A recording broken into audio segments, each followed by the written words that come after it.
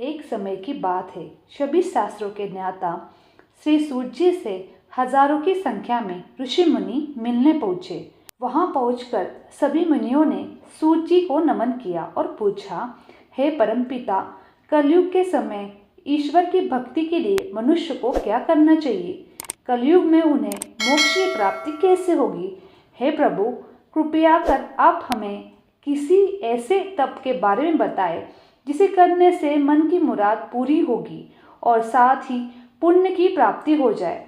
ऋषि की बात सुनकर सूत जी बोले, हे मुनिगण, आप सभी ने मनुष्य के हित के बारे में एक अच्छा सवाल किया है।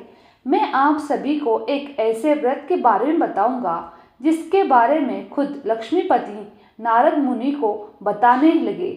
आप सभी इस व्रत को ध्यानपूर्वक सुनो। एक बार नारद मुनि दूसरों के हित की अभिलाषा लिए कई लोकों में भ्रमण पर निकले। इस भ्रमण के दौरान घूमते घूमते एक दिन वे मृत्युलोक यानी धरती पर आ पहुँचे। यहाँ नारद मुनि ने देखा कि सभी मनुष्य अपने कर्मों का फल भोग रहे हैं। इसके कारण सभी लोग दुखी पीड़ित है।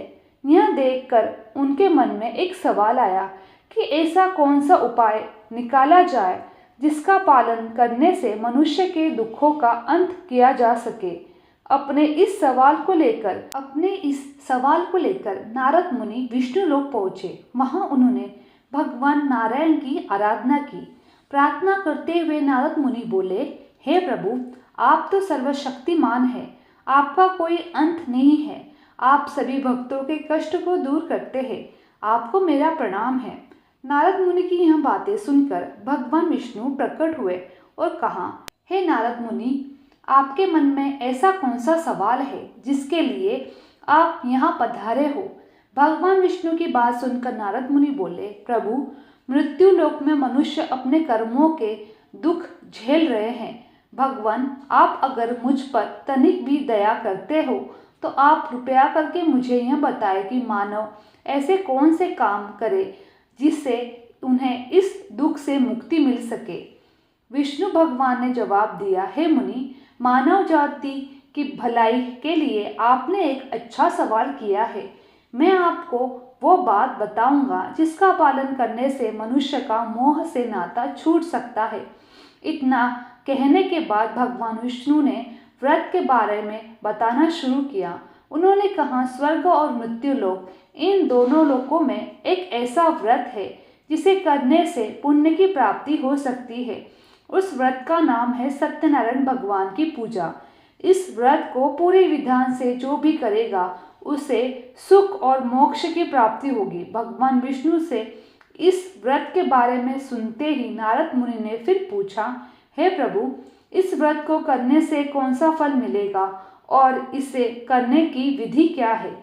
इस व्रत को सबसे पहले किसके द्वारा किया गया था और इस व्रत को किस दिन करना शुभ होगा? प्रभु, आप इन सवालों के जवाब दें। नारद मुनि के सवालों का जवाब देते हुए भगवान विष्णु कहते हैं, दुखों को दूर करने वाले इस व्रत को करना बहुत आसान है। इसको करने के लिए मनुष्य को पूरी भक्ति से शाम के समय ब्राह्मणों के साथ सत्यनारायण भगवान की पूजा करनी चाहिए। इसके लिए सबसे पहले भोग तैयार होगा। भोग के लिए दूध, केला, घी और गेहूं के आटे को 1/4 भाग में लेना होगा। गेहूं नहीं है तो उसकी जगह सादी आटे का उपयोग किया जा सकता है। फिर शक्कर और गुड़ सहित सभी खाने की योग्य पदार्थों को मिलाकर भगवान को भोग लगाना होगा। व्रत रखने वाले को भजन कीर्तन का आयोजन करना होगा। भक्ति में लीन होकर भगवान सत्यनारायण की अर्चना करनी होगी। इसके बाद व्रत रखने वाले को, ब्राह्मणों को और सभी परिजनों को भोजन करवाना चाहिए। इसके बाद व्रत रखने वाला खुद भोजन करेगा। इस तरह पूरी विधि के साथ सत्यनारायण भगवान की पूजा करने से मनुष्य की हर इच्छा पूरी हो सकती है। साथ ही यह कलयुग में मोक्ष प्राप्त करने का एकमात्र सरल उपाय है। पहला अध्याय समाप्त। दूसरा अध्याय। ऋषि मुनियों को नारद और भगवान विष्णु की कहानी सुनाने के बाद सूत जी ने कहा, हे मुनिगण, जिस व्यक्ति ने सबसे पहले इस व्रत को किया था उसके बारे में मैं आप लोगों को बताता हूँ। ध्यान से सुनो। एक समय की बात है, सुंदर काशीपुरी नामक नगरी में एक बहुत ही गरीब ब्राह्मण रहता था। भूखे प्यासे वह ब्राह्मण भोजन की इच्छा के लिए धरती पर भ्रमण कर रहा था। यहाँ देखकर एक दिन सत्यनारायण भगवान खुद बूढ़े ब्राह्मण का रूप में धरती पर आए और उन्होंने उस गरीब ब्राह्मण के पास जाकर पूछा, आप रोजाना इतना उदास मन लेकर इस धरती पर क्यों घूमते रहते हैं? ब्राह्मण ने जवाब में कहा, मैं एक गरीब ब्राह्मण हूँ और भिक्षा की तलाश में धरती पर भ्रमण करने को मजबूर हूँ। अगर आपके पास ऐसा कोई उपाय है जिसका पालन करके मैं अपनी गरीबी दूर कर सकूं, तो मुझे बताइए। इस पर बूढ़े ब्राह्मण ने कहा, तुम भगवान सत्यनारायण की आराधना करो, वह सभी के मन की मुराद को पूरी करते हैं। उनकी पूजा करने वाला हर इंसान दुख और कष्ट से दूर हो जाता है। इतना कहकर बूढ़े ब्राह्मण का रूप लिए सत्यनारायण भगवान अदृश्य हो गए। उनकी बात सुनकर निर्धन ब्राह्मण इस व्रत को करने का उपाय सोचने लगा। रात भर गरीब ब्राह्मण ने इसी के बारे में सोचा और पूरी रात जागने के बाद सत्यनारायण भगवान की पूजा करने के लिए भिक्षा मांगने के लिए निकल पड़ा। अन्य दिनों के मुताबिक उस दिन उस ब्राह्मण को काफी ज्यादा भिक्षा मिली। उस भिक्षा से और अपने प्रियजनों के सहयोग से किसी तरह ब्राह्मण ने सत्यनारायण भगवान की पूजा की। पूजा के बाद उस गरीब ब्राह्मण के सभी दूर दूर हो गए। धीरे धीरे वहां कई संपत्तियों का मालिक हो गया। ब्राह्मण हर महीने नियमित रूप से इस पूजा को करने लगा। श्री सूत जी ने कहा, इस तरह से जो कोई भी सच्ची श्रद्धा के साथ सत्यनारायण भगवान की पूजा करेगा, वह सभी प्रकार के दुखों और पापों से मुक्ति पा सकेगा। इस पर ऋषिगण बोले, हे सर्वज्ञाता सूत जी, उस ब्राह्मण की बातों को सुनकर और किस किस ने सत्यनारायण भगवान की पूजा की है, आप इसके बारे में भी हमें बताएं। फिर सूत जी ने आगे कहा, इस व्रत को जिन लोगों ने भी किया है, मैं उन सभी के बारे में आप लोगों को बताता हूँ, ध्यानपूर्वक सुनो। एक बार गरीब ब्राह्मण धन और संपत्ति प्राप्ति के लिए अपने परिजनों के साथ इस व्रत को करने की तैयारी कर रहा था। तभी एक बूढ़ा व्यक्ति लकड़ी बेचते हुए वहां पर आया। उसने लकड़ियों को बाहर रखा और स्वयं ब्राह्मण के घर अंदर चला गया। प्यास से तड़पता वहां लकड़ी बेचने वाला जब घर के अंदर आया तो उसने देखा कि ब्राह्मण पूजा पर बैठा हुआ था। उसने ब्राह्मण को नमस्कार किया और पूछा, है मुनिवर, आप यहाँ कौन सा तप कर रहे हो और इससे करने से क्या फल की प्राप्ति होती है? लकड़हारे के सवाल का उत्तर देते हुए ब्राह्मण ने कहा, यह व्रत श्री सत्यनारायण भगवान का है। इसे करने से मन की इच्छा पूरी होती है। इसी व्रत का पालन करने से मुझे धन की प्राप्ति हुई है। ब्राह्मण से इस व्रत के बारे में सुनकर लकड़हारा बेहद खुश हुआ। उसने चरणामृत और प्रसाद ग्रहण किया और तुरंत अपने घर को चल गया। घर पहुंचकर उसने निश्चय किया कि किसी भी हाल में वह सत्यनारायण भगवान की पूजा करेगा। इसके लिए वह लकड़ी बेचने उस नगर जा पहुंचा जहां अधिक संख्या में अमीर लोग रहते थे। वहां उसे पहले के मुताबिक अधिक धन मिला। इसके बाद उस लकड़हारे ने कमाए हुए धन से गेहूं का आटा, केला, शक्कर, दूध सहित सत्यनारायण व्रत में लगने वाले सभी सामग्रियों को एकत्रित किया। फिर उसने अपने परिजनों को भी आमंत्रित किया और पूरी विधि के साथ सत्यनारायण भगवान का व्रत किया। इस पूजा को करने के बाद उस लकड़हारे को भी धन और संपत्ति की प्राप्ति हुई। आखिर में उसे बैकुंठ धाम की प्राप्ति हुई। दूसरा अध्याय समाप्त। तीसरा अध्याय। सूत जी आगे की कहानी सुनाते हुए कहते हैं, सालों पहले उल्कामुख नाम में एक राजा था। वह बुद्धिमान होने के साथ सत्यवादी और शांत स्वभाव का व्यक्ति था। वो रोजाना मंदिरों में जाकर गरीबों को धन दान करके उनके दुखों को दूर करता था। राजा उल्कामुख की पत्नी कमल के फूल के समान थी। उन्हें पवित्र स्त्री माना जाता था। एक बार राजा उल्कामुख और उसकी पत्नी ने भद्रशिला नदी के किनारे श्री सत्यनारायण भगवान की पूजा की। तभी वहां साधु नाम का एक वैश्य पहुंचा। उस वैश्य के पास व्यवसाय करने के लिए काफी धन था। उसने जब राजा और उसकी पत्नी को व्रत करते देखा तो वहाँ वहीं रुक गया। फिर उनसे विनम्रतापूर्वक पूछा, हे महाराज, आप कौन सा व्रत कर रहे हो? राजा ने जवाब दिया, मैं अपने परिजनों के साथ पुत्र प्राप्ति के लिए सत्यनारायण भगवान की पूजा कर रहा हूँ। इस पर साधु ने पूछा, क्या आप मुझे भी व्रत करने की विधि बताएंगे? मुझे भी संतान प्राप्ति की इच्छा है। साधु की बात सुनकर राजा ने उसे सत्यनारायण भगवान की पूजा की सारी विधि बताई। इसके बाद साधु अपने घर की ओर निकल पड़ा।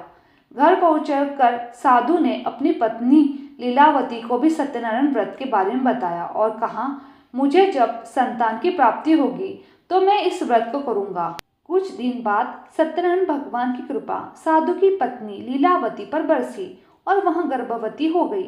आगे चलकर उसने एक पुत्री को जन्म दिया। लीलावती की पुत्री कब बड़ी हो गई यह पता भी नहीं चला। उसके माता पिता ने उसका नाम कलावती रखा। कुछ दिन बीतने के बाद कलावती की माता ने साधु को उसका वचन याद दिलाया, जिसमें उसने संतान प्राप्ति के बाद श्री सत्यनारायण भगवान की पूजा करने की बात कही थी। लीलावती ने कहा, हे स्वामी, अब आपको अपने वचन का पूरा करने का समय आ गया है। इस पर साधु ने कहा, हे प्राण प्रिय, मुझे अपना वचन अच्छी तरह से याद है। उस वचन को मैं अपनी पुत्री के विवाह के अवसर पर पूरे विधि विधान के साथ करूंगा। पत्नी को पूजा का आश्वासन देकर अगले दिन साधु नगर की ओर चल पड़ा। कुछ समय बाद जब कलावती शादी योग्य हो गई तो साधु ने एक दूत को बुलाया और उसे अपनी पुत्री कलावती के लिए एक योग्य वर ढूंढने का आदेश दिया। साधु का आदेश पाकर दूत कंचन नगर की ओर गया और वहां से एक योग्य वर लेकर आया।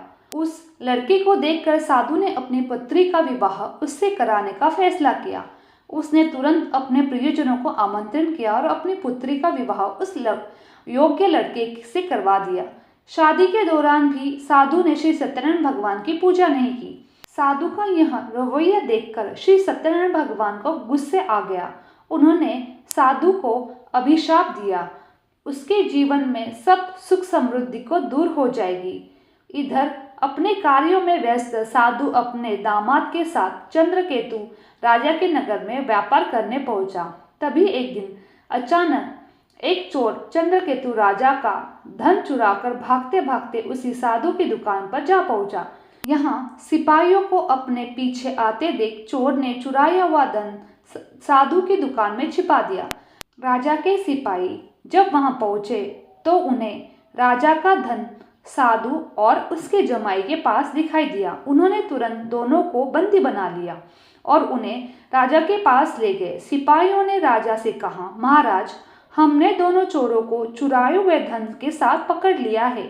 आप बस आदेश दे कि इन दोनों को क्या सजा देनी होगी।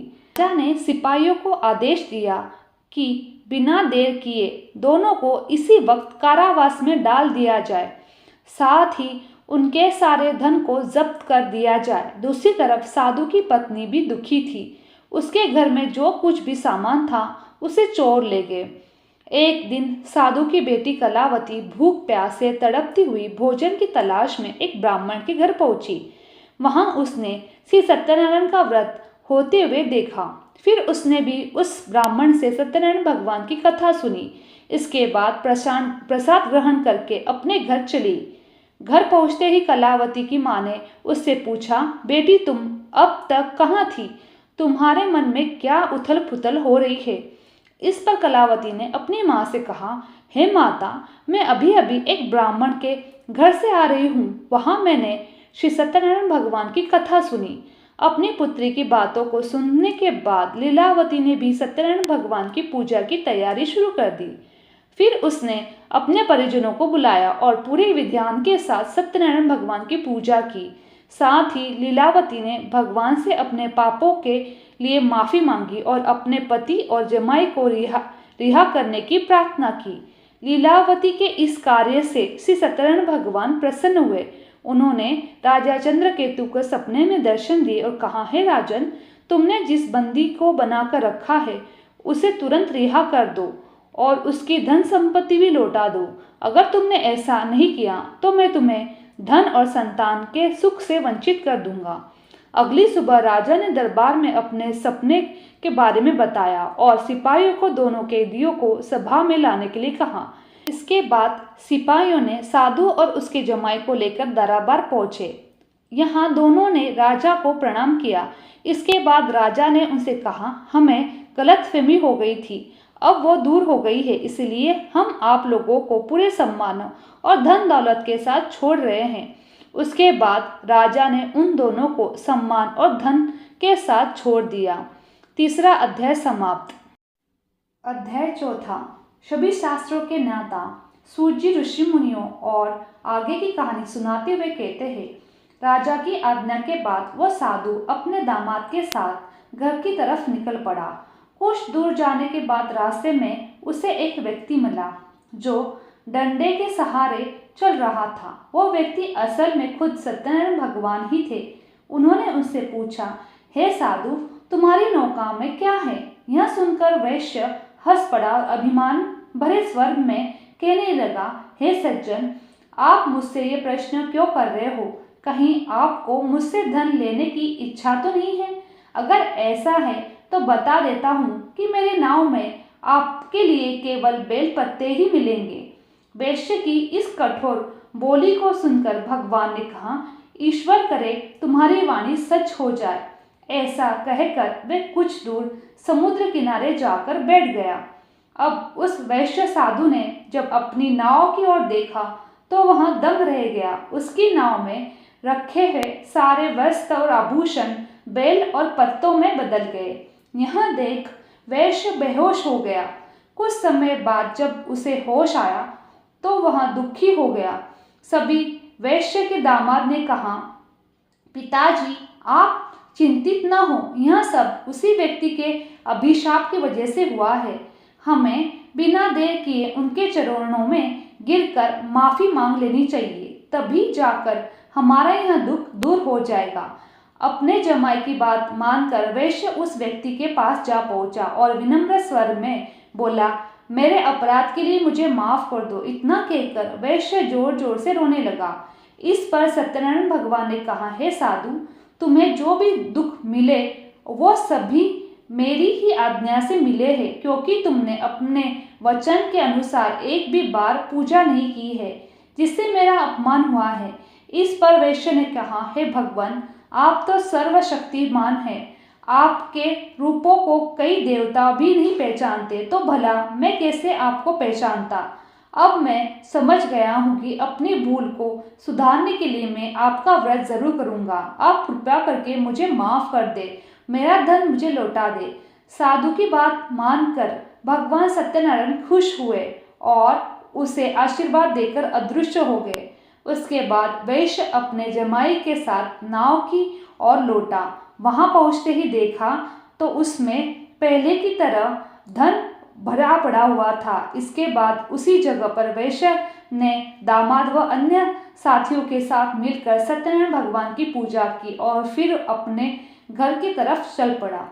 वैश्य जब अपने जमाई के साथ नगर के पास पहुंचा तो उसने एक दूत के माध्यम से अपने और दामाद के वापस आने की सूचना पत्नी तक भिजवाई। दूत ने उनके घर जाकर वैश्य की पत्नी लीलावती को नमस्कार करते हुए कहा, मालकिन, साहब और दामाद दोनों नगर के पास पहुंच गए हैं।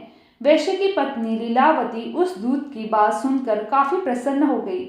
उसने तुरंत सत्यनारायण भगवान का व्रत पूरा कर अपनी पुत्री कलावती से कहा, मैं तुम्हारे पिता के दर्शन के लिए जा रही हूँ, तुम भी अपना काम पूरा कर तुरंत दर्शन के लिए आ जाना। अपनी माता की बात सुनकर कलावती भी प्रसन्न हो गई और जल्दबाजी में सत्यनारायण भगवान की कथा का प्रसाद छोड़कर अपने पति और पिता से मिलने चली गई। कलावती द्वारा प्रसाद का अनादर देख भगवान सत्यनारायण एक बार फिर से नाराज हो गए। क्रोध में आकर उन्होंने नाव सहित कलावती के पति को पानी में डुबो दिया। जैसे ही कलावती वहां पहुंची तो उसने देखा उसका पति वहां नहीं है, तो वहां बहुत दुखी हुई और जोर जोर से रोने लगी। इधर वैश्य अपने जमाई को डूबता देखकर एक बार फिर सत्यनारायण भगवान को स्मरण करने लगा। उसने प्रभु से प्रार्थना की, हे ईश्वर, कृपा करके मेरे परिवार से कुछ भूल हुई तो माफ कर देना। साधु की प्रार्थना सुनकर सत्यनारायण भगवान ने कहा, हे साधु, तुम्हारे बेटी ने मेरे प्रसाद का अपमान किया है। यही कारण है कि उसका पति यहाँ दंड झेल रहा है। अगर वह वापस घर लौटकर मेरे प्रसाद का सेवन करती है तो उसका पति सकुशल वापस लौट आएगा। इतना सुनकर कलावती तुरंत घर के अंदर जाती है और प्रसाद का सेवन करती है। प्रसाद खाने के बाद जब कलावती दोबारा अपने घर के बाहर गई, अपने पति की सही सलामती पाई। इसके बाद साधु एक बार फिर अपने परिजनों के साथ मिलकर पूरे विधान के साथ सत्यनारायण भगवान का व्रत करता है। पूजा के बाद वह सुखी सुखी अपना जीवन व्यतीत करता है। अंत में वह इस लोक को सुख प्राप्त कर स्वर्ग लोक में चला जाता है। चौथा अध्याय समाप्त। पांचवा अध्याय। सत्यनारायण कथा के पांचवें और अंतिम अध्याय में सर्वज्ञता सूत जी ऋषि और मुनिगणों को एक और कहानी सुनाते हैं। यह कहानी तुंगध्वज नाम का एक राजा की है जो प्रजा का पालन में व्यस्त रहता था।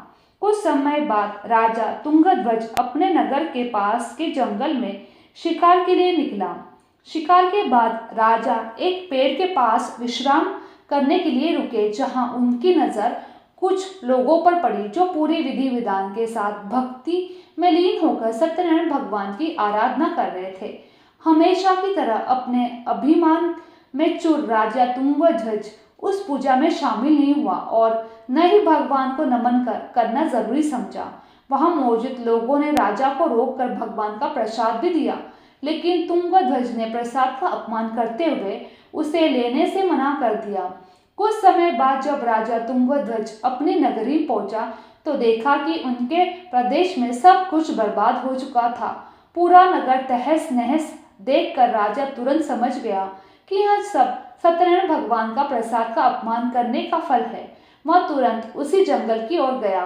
बिना किसी देरी से उस पूजा में शामिल होकर भगवान का प्रसाद भी खाया। इसके बाद जब राजा तुंगध्वज दोबारा अपने नगर की ओर चल पड़े तो वहां पहुंचकर उसने देखा कि सत्यनारायण भगवान की कृपा से सब कुछ पहले जैसा व्यवस्थित हो चुका था।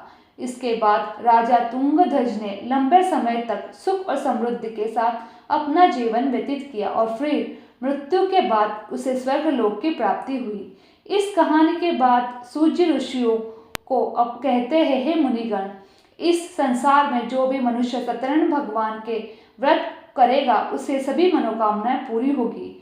इस पूजा को करने से गरीब को धन की प्राप्ति, निसंतान को संतान, सुख प्राप्त होता है। वहीं मनुष्य अपनी मनोकामना पूरी होने के बाद जीवन के आखिरी वक्त में बैकुंठ चला जाता है। आगे सूत जी कहते हैं, मैं अब आप सभी को इस व्रत को करने वाले लोगों के दूसरे जन्म के बारे में भी बताता हूँ। दूसरा अध्याय के वृद्ध ब्राह्मण ने अगले जन्म में सुदामा के रूप में जन्म लिया और मोक्ष की प्राप्ति की। वहीं दूसरे अध्याय के लकड़हारे ने निषाद के रूप में जन्म लेकर मोक्ष की प्राप्ति की। इसके अलावा तीसरे अध्याय के उल्कामुख राजा ने दशरथ के रूप में बैकुंठ की प्रस्थान किया।